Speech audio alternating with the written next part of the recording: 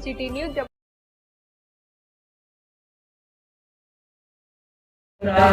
बोले अगर आंखों के जो हिडोरे हैं इनको झूलों में अगर बैठी रहेंगी तो उनको झूला झूलने का आनंद मिलेगा। ऐसी तीनों मूर्तियों को बिठा लो। यात्रा आगे बढ़ रही है, राघवेंद्र सरकार आगे बढ़ रहे हैं। अचानक चलते चलते एक मृग का झुंड निकला। मृग का झुंड निकला, रुक गए राम।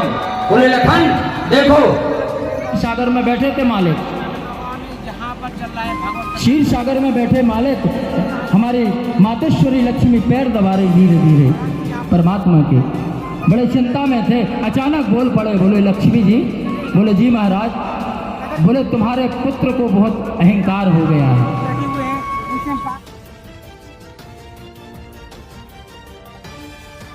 उनके आज स्वयंवर था, विश्व मोहिनी का स्वयंवर था। नारद बैठ गए और जैसे ही नारद पहुंचे दरबार में, स्वयंवर में जैसे ही पहुंचे और जैसे ही नारद ने प्रवेश किया कि पुनि पुनि मुनि सही अकुलाई, अरे पुनि पुनि सही अकुलाई।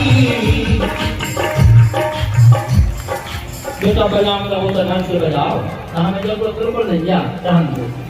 कि पुनि पुनि मुनि कुशही अकुलाई,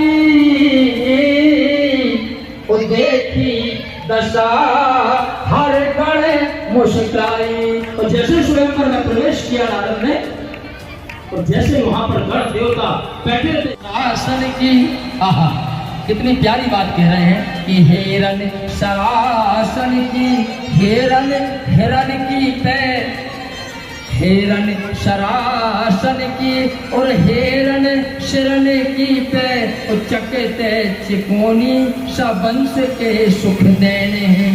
और व्याकुल विनीत यूं बोले लखन सोबैन, और मारो मतिया तो किशोरी जैसे नैन। रोक दिया राम ने। बोले रुक जाओ लखन। जब बाण चढ़ाया मृग की तरफ, मृग इतने बड़े बड़े नेत्रों से टुकर टुकर करके राघवेंद्र सरकार की ओर देख रहा था।